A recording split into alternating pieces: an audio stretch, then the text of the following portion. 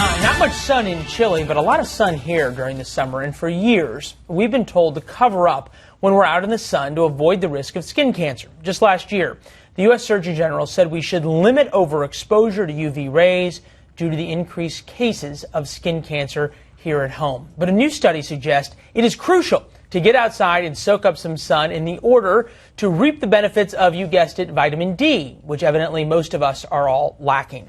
Joining us to talk about this, Dr. Marty Makary, surgeon at the Johns Hopkins Hospital, professor of health policy and management at the School of Medicine there in Baltimore. Doc, appreciate you joining us here.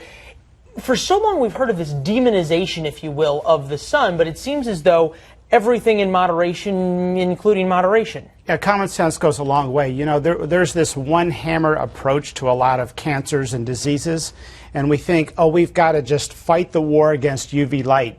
Well, sunlight is natural, and it's important for mood. It's important in preventing seasonal affective disorder, and who doesn't have that in the northern United States?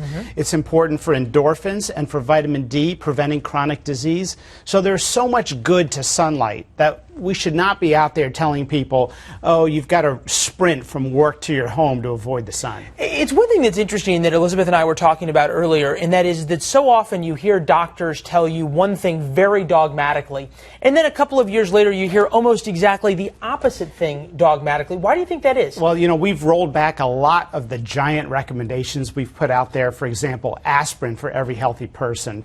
We're rolling back some of the mammogram recommendations, PSA testing.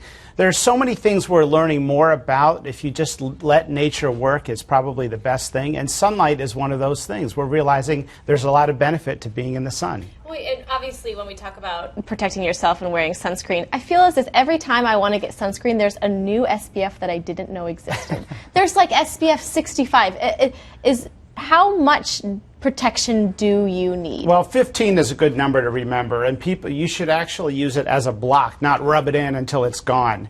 And the truth is, with a lot of things in medicine, we should be customizing what we recommend to the individual person. If you're class 1 melanoma risk, that is you burn easily and you're white as a ghost, then you should be using a lot of protection. If you don't burn that much, like I don't, you don't need as much. What about children? You know, especially I have a newborn, and initially we were told that, you know, we didn't make sure she gets her vitamin D if we were to stop nursing her and she needs formula. You know, does she need vitamin D? Do babies need vitamin D?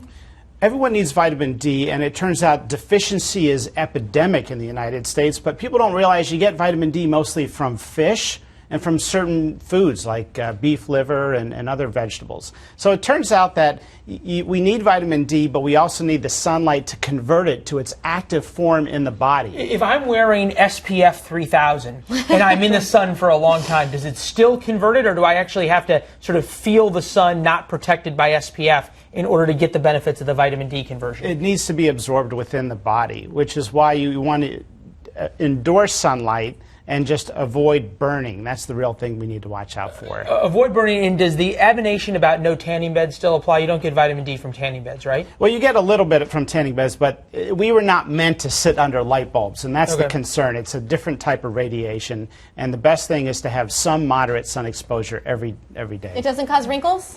It probably does cause wrinkles in excess, but it turns out your burn point is probably what you can use to titrate your own lifestyle. Because I can see you out there, Leland. I'm heading to the pool after this. I don't want you to get wrinkles. I'm getting the vitamin D. Yeah, well, I appreciate you looking out for me. And you too, Doc. Appreciate you being here. Dr. Marty Makary. Thank you so much. From Johns Hopkins. Thanks for your insights, and enjoy the sun this summer. Great, thanks. Thanks.